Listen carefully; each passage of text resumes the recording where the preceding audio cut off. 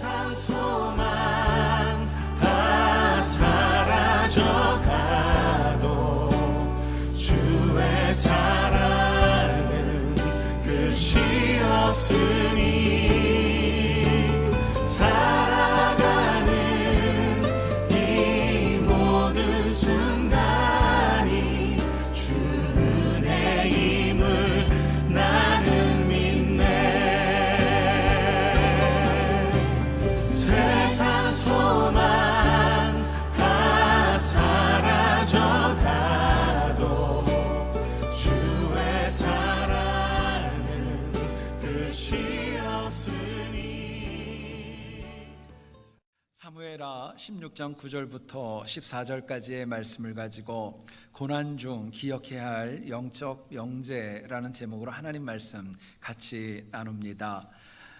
최근에 한국 정부는 국민이 물으면 정부가 답한다라는 취지로 청와대 청원 게시판을 운영 중에 있습니다.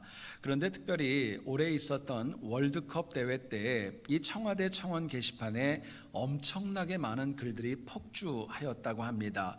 특별히 한국이 스웨덴과 멕시코의 경기를 진 이후에 많은 한국 분들이 청와대 이 청원 게시판에 이런 글을 올렸답니다. 선수들을 공개적으로 사형시켜라. 너무너무 화가 나서 그랬나 봐요. 무엇보다도 두 경기에서 패인의 원인이 되었었던 수비수 장현수 선수의 경우에는 이런 글도 올랐다고 합니다. 한국에서 추방해라. 그리고 한국이 총기 소유국이 아니라는 사실에 대하여 감사하라. 정말 너무너무 두렵고 말도 안 되는 글들이 쇄도하였다고 합니다. 그런데 그 분위기가 갑자기 바뀐 것은 독일과의 경기에서 승리한 이후에 이제는 많은 한국인들이 그 청원 게시판에 글을 이렇게 올렸다고 합니다. 손흥민 선수와 조현우 그 골키퍼 선수에게 병역 특혜를 제공하라. 이러면서 또 글을 굉장히 많이 올리고 폭주했다고 합니다. 여러분, 안타깝지만 우리도 한국 사람이지만은요, 한국인의 이 감정적인 대응, 지나친 변덕스러움은 참으로 도를 넘어섰다 여겨집니다. 이 세상에는 서로 지켜야 될 상식과 명제보다도 상황과 처지를 따라가서 감정을 따라갈 때가 더 많이 있기 때문에 우리 주변에는 너무나도 많은 문제가 야기되고 있습니다. 사람은 살면서 누구나 당하는 기막힌 일들이 있고, 이 고난은 특정한 어떤 누구에게만 임하는 것이 아니라 사실은 이 땅을 살아가는 모든 사람들에게 임할 수밖에 없는 것입니다.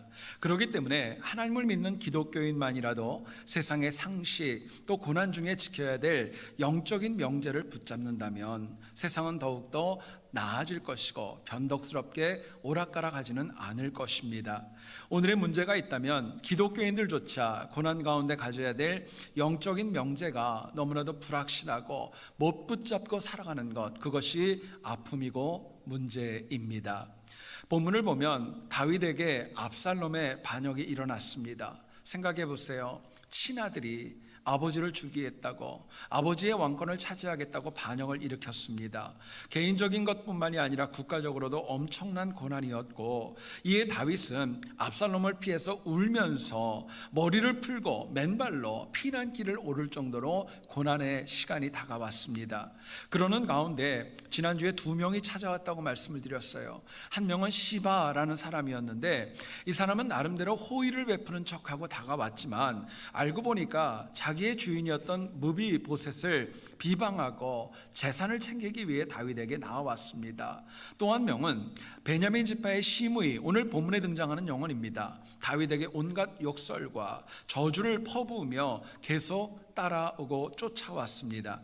그런데 다윗은 고난을 이길 영적인 명제를 굳게 붙들고 그 많은 어려움에도 흔들리지 않고 자신의 길을 걸어가게 됩니다. 여러분, 사람은 누구나 다양한 고난을 만나고 누구도 이것을 피할 수 없습니다. 또 남들이 당하는 거대한 고난보다도 내가 당하는 작은 고난이 더 많이 아프고 더 힘들고 또 절박한 것이 우리의 심정입니다. 물론 사람마다 당하는 고난의 성격은 다 같지 않아요. 다를 수밖에 없습니다. 그런데 고난을 이기는 영적인 명제에 있어서는 크게 다르지 않습니다. 우리가 고난을 이기고 성장하기 위해서는요, 고난을 이기는 영적인 명제, 이거를 먼저 붙잡으면은 사실은 흔들리지 않고 넘어지지 않는다는 거예요. 문제는 고난의 성격과 종류가 무엇이고 얼마나 극심한가, 이것보다도 내가 고난 가운데 하나님이 나에게 주는 메시지를 내가 얼마나 붙잡는가, 여기에 승패의 그 가늠이 정해지는 것입니다. 오늘 본문을 통해 우리가 다양한 고난 앞에서 이것을 극복할 수 있는, 꼭 기억해야 될 영적인 명제가 무엇인가, 본문의 도전 같이 한번 나누어 보기를 원합니다. 첫 번째로 생각할 것은요, 우리가 고난 중에도 절대로 감정에 휩싸이지 않을 때, 감정에 휩싸이지 않으면 고난에 넘어지지 않는다는 것입니다. 오늘 본문을 보면, 지난주를 보면은 시므이라는 사람이 다윗에게 이야기합니다. 피 흘린 자요, 사악한 자요, 가거라 소리 지르면서 이야기를 합니다. 여러분 한번 상상을 해보세요. 이 시므이라는 사람의 표정과 목소리와 그 감정이 어땠을까요? 아마 굉장히 흥분되어 있었을 것이고 감정적으로 고조가 되어져 있었을 거예요. 또 오늘 본문 가운데 시므이를 죽은 개로 표현하는 아비새의 마음은 여러분 어땠을 것 같아요? 차분했을까요? 아마 그러지 않았을 거예요. 감정적으로 격앙되어져서 다윗의 한마디면 쫓아가서 시므이를 잡아올 만큼 흥분되어진 상태일 것입니다. 그런데 오늘 보면 10절을 보세요. 시므이의 저주가 너희와 무슨 상관이냐라고 이야기하고 있습니다. 여러분, 여기서 너희라는 말이 나옵니다. 그리고 또 아들들이라는 말이 나오죠. 이 내용을 보게 되면은 시므이를 향하여 컴플레인을 내놓았던 것은 아비새였는데 왜 다윗이 복수를 썼을까? 그 이유가 있다면요, 아비새와 그 형제였던 요압도 똑같이 흥분을 했고 또 이 시므이에 대한 공격 의지가 강했기 때문이었습니다. 여러분, 내색은 하지 않았지만 이런 일을 겪는 다윗의 감정 좋았겠습니까? 아마 마음에 낙담도 있고 감정적으로 참 많이 아팠을 거예요. 그런데 결국 모두가 다 흥분했지만 이 격앙된 감정이 그 어떤 고난도 해결할 수 없었다는 데 있습니다. 실제로 흥분했던 시므이, 아비새, 요압 누구도 고난에 대한 그 해결책, 영적인 명제를 주지 못했던 것입니다. 여러분, 사람은 나름대로 이성이 있고 판단력이 있지만 우리 실제 삶을 보면은 감정에 따라 우리들의 삶이 요동을 칠 때가 얼마나 많이 있는지 몰라요. 여러분, 감정은 한결같지 않습니다. 상황에 따라 달라질 수도 있고 처지에 따라 달라질 수도 있고 또 시간에 따라서도 달라질 수 있는 것입니다. 어떤 분이 그런 얘기를 하더라고요. 여러분들도 우리 배우자나 젊었을 때 연애 편지 많이 써보셨나요? 우리 교인들은 너무 거룩하셔가지고 그런 거 안 하셨었던 것 같아요. 여러분, 연애 편지를 쓸 때 특징이 있답니다. 한밤중에 연애 편지를 쓰고 아침에 읽지 말아야 된대요. 왜 그런 줄 아세요? 밤에 쓰면 아주 감정적이거든요. 로맨틱하게 잘 썼는데 아침에 딱 보면 이게 너무 깬다는 거예요. 너무 감정적이었기 때문에 이성이 돌아온 아침에는 도저히 그 편지를 보낼 수가 없어서 그냥 뒤로 내보내는 경우가 적지 않다라는 것입니다. 그럼에도 불구하고 우리는 너무나도 자주 감정에 따라 많은 일을 선택하고 결정합니다.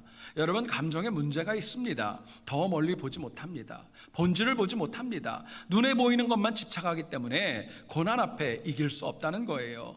부연하면 감정은 전체의 상황을 다 보는 것이 아니라 일부만 보기 때문에 절대로 감정에 휩싸여 결정한 것은 나중에 안타깝고 후회가 되는 경우가 많이 발생합니다. 자, 그렇다면 우리가 고난 가운데 감정에 휩싸이지 않으려면 어떻게 해야 될까요? 본문은 저희들에게 이렇게 얘기를 합니다.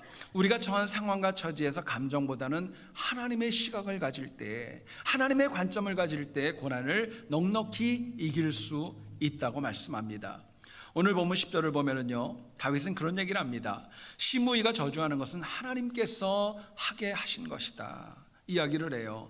이 시므이의 망언 때문에 모두가 다 흥분되어져 있었지만 유독 다윗은 그래도 한 걸음도 멀리 봐서 침착을 유지하고 있었습니다. 다윗은요, 지금 현실의 고난을 하나님의 섭리로 당하는 고난이라고 관점이 달랐던 거예요. 많은 사람들은 감정적으로 격앙되어져 있었지만 저게 왜 저러나 하는 마음이 있었지만 다윗은 하나님의 섭리 가운데 이 고난도 있구나 깨닫게 되었던 것입니다. 하나님의 관점으로 보니까 이 시므이의 저주는 필요할 수도 있겠구나, 그리고 길지 않을 것이구나 깨달음이 있었던 것입니다. 그렇기 때문에 다윗은 본문 12절에서 얘기를 합니다. 시므이의 저주를 하나님께서 결국에는 선으로 이끌어 가실 것이다, 나에게 선을 주실 것이다 고백할 정도였습니다. 여러분 잘 기억하세요. 내가 당하는 고난은 내 감정에서 나오는 흥분과 격앙된 감정의 고조로 인하여 해결될 수 없습니다. 오히려 우리 삶에 당하는 고난이 힘들고 어려울수록 오늘 본문에 등장하는 다윗과 같이 하나님의 시각을 가져야 우리가 그것을 능히 이길 수 있는 것입니다. 여러분 한번 생각해 보세요. 우리가 당하는 고난이 있습니다. 하나님의 관점으로 보면은 지금 내가 참 힘들고 어려워요. 근데 그걸 지나고 나서 보게 되면은 내 인생에 사실은 그렇게 큰 문제 아닙니다.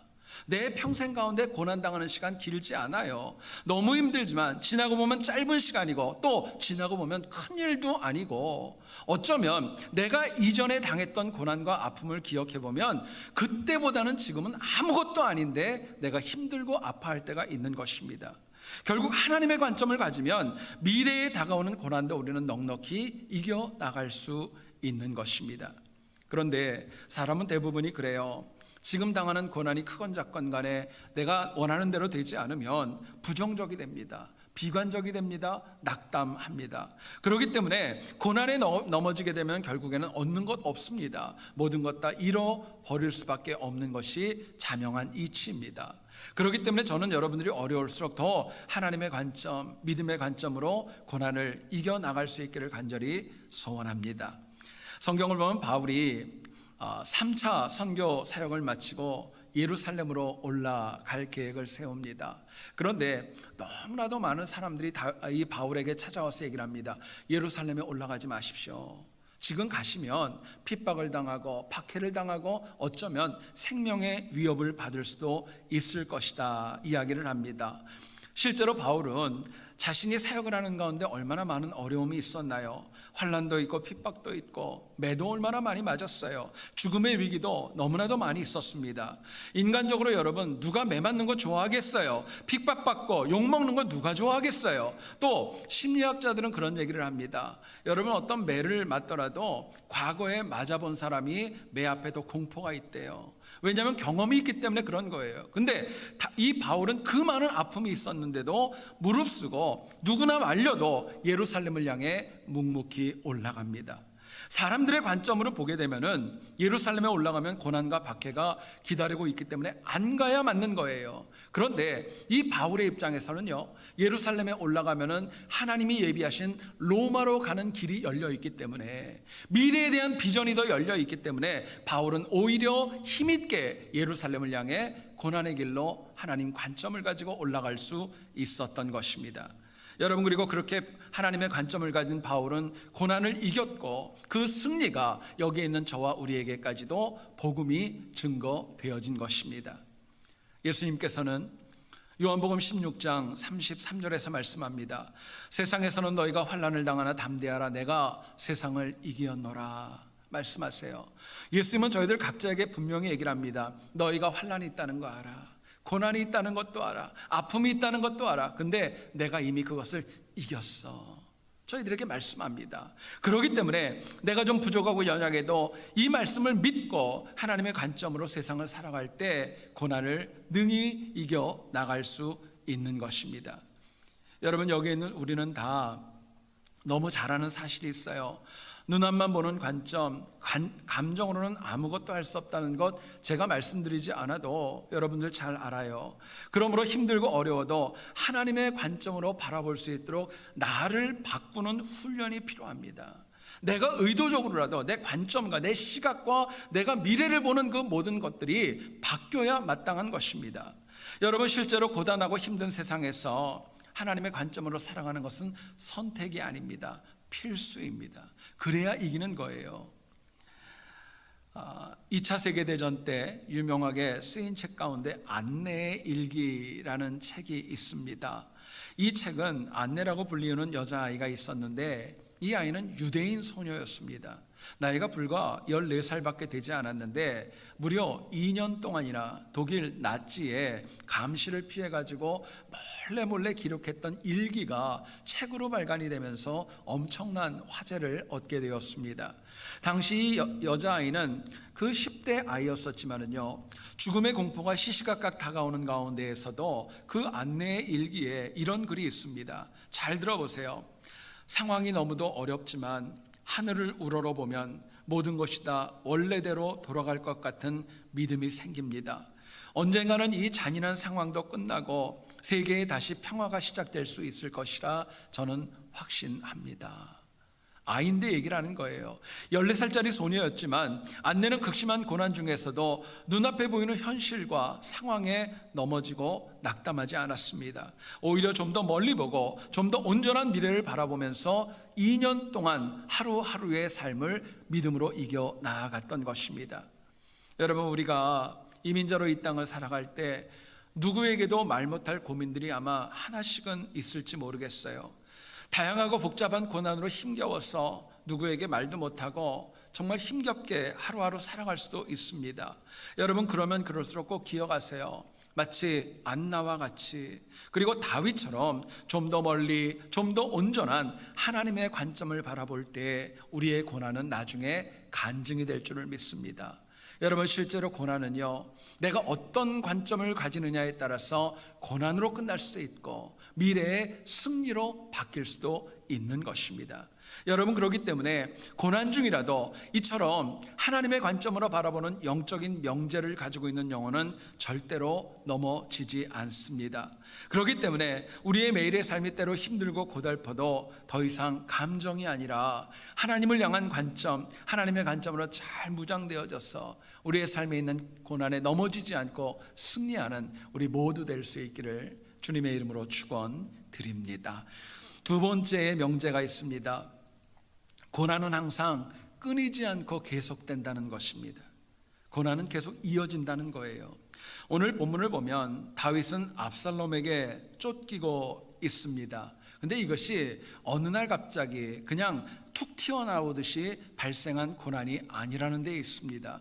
여러분 아시죠? 먼저 다윗이 사무엘하 11장에서 밧세바를 범하게 됩니다. 그리고 이로 인하여서 자녀들 간에 그런 정말 피 흘림의 전쟁도 있었고, 또 그 한 예로 압살롬이 자신의 여동생 다말로 인하여서 암논을 죽이는 사건이 벌어지잖아요. 더 나아가서는 이것으로 인하여 설 자리를 잃었던 압살롬이 망명을 가게 되었고, 나중에 귀국을 했지만 아버지가 안 만나주면서 마음에 앙심을 품게 되고 결국 반역을 일으키게 되는 것. 그래서 오늘 본문에서 다윗은 울면서 머리를 풀고 맨발로 피난길에 올라갔던 것입니다. 여러분 생각해 보세요. 다윗의 고난은요, 한 번으로 끝나지 않았어요. 계속 이어지고 또 이어졌습니다.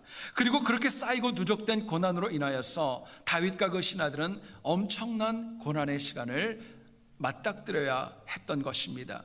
근데요, 참 안타까운 것은요, 오늘 본문의 이야기로 모든 고난이 끝나는 것도 아닙니다. 이제 앞으로 저희들이 묵상을 하겠지만은요, 다윗은 이제 압살롬과 일전을 치러야 되는 그런 상황에 있었고, 또 살면서 또 다른 아들의 문제가 있었고, 나중에는 인구를 계수하여서 하나님 앞에 크게 책망 듣는 그런 고난도 이어지게 됩니다.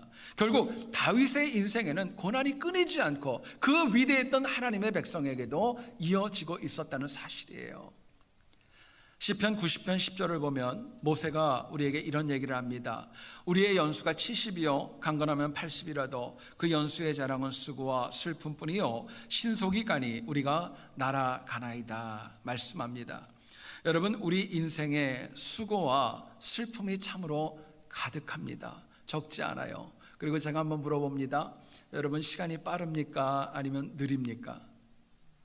어떠세요? 굉장히 빨라요. 저희 아들도 그러더라고요. 일주일이 왜 이렇게 빨리 가는지 모르겠대요. 그래서 제가 웃으면서 그랬어요. 너도 목회하니? 그리고 제가 말았어요. 여러분, 우리 어른들도 그런 얘기 하시더라고요. 수요 예배 지나면 그 다음부터 이제 주말 준비되는 거예요. 여러분 얼마나 바쁘고 시간이 얼마나 빨리 가는지 모릅니다. 실제로 시간이 그렇게 빠르고 많은 수고와 어려움이 있고 기쁨도 있지만 한번 상상해 보세요.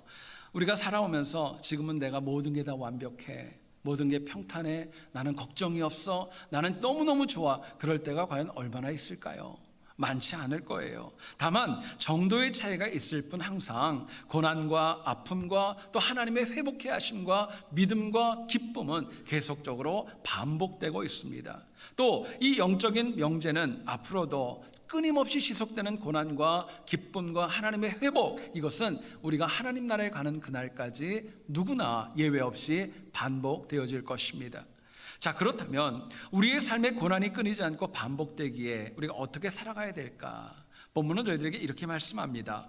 우리가 고난에 일일이 대응하지 마시고요, 하나님을 더 신뢰하며 살아가시는 것이 승리의 길입니다.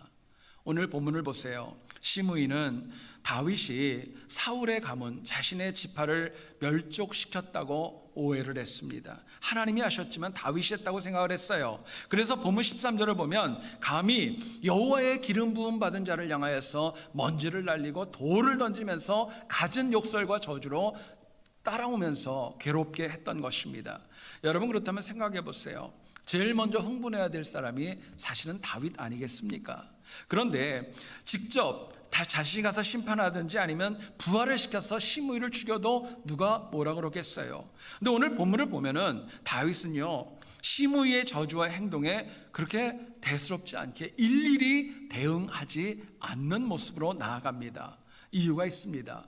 여러분 흥분해가지고 떠드는 사람한테 대응해야 뭐가 바뀌겠어요? 더 상황이 악화될 수밖에 없고 더 험한 말이 나올 수밖에 없지 않았겠어요? 더 나아가서는 만약에 이 시므이한테 흥분을 해가지고 그 말하는 것을 대응했다면 어쩌면 압살롬의 추적군이 쫓아올 수도 있는 위기가 다가올 수도 있었던 겁니다.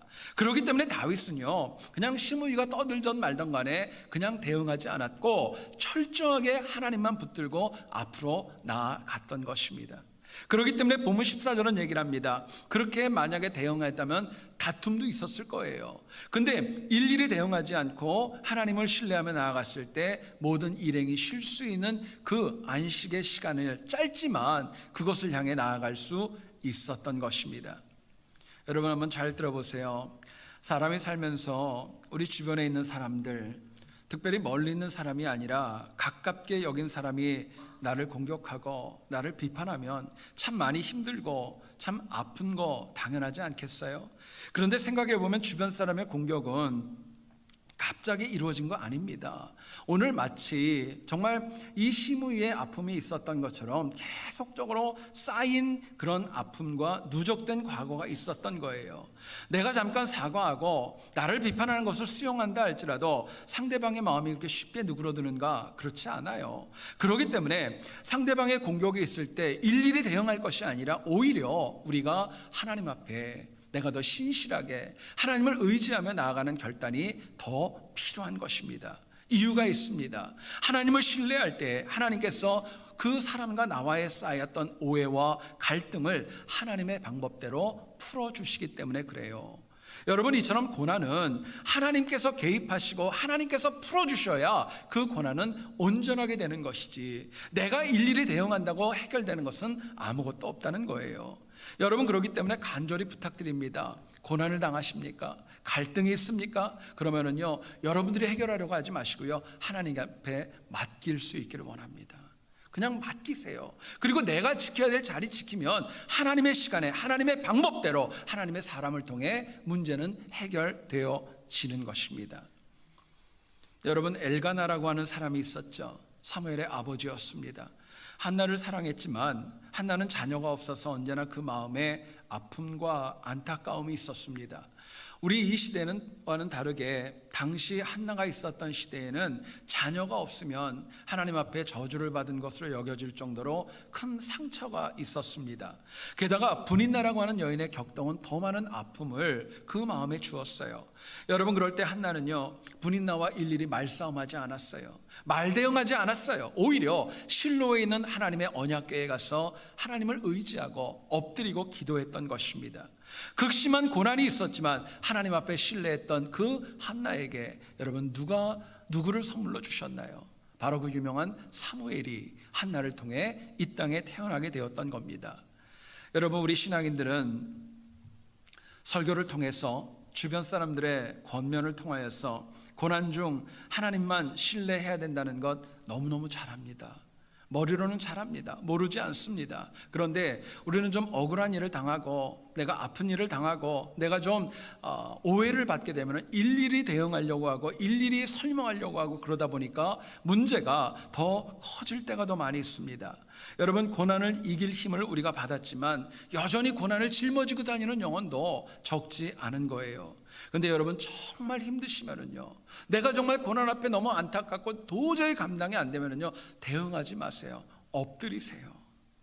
하나님 앞에 엎드리는 게 그게 가장 지혜롭고 그게 하나님이 주시는 응답을 받는 비결이기 때문에 그렇습니다.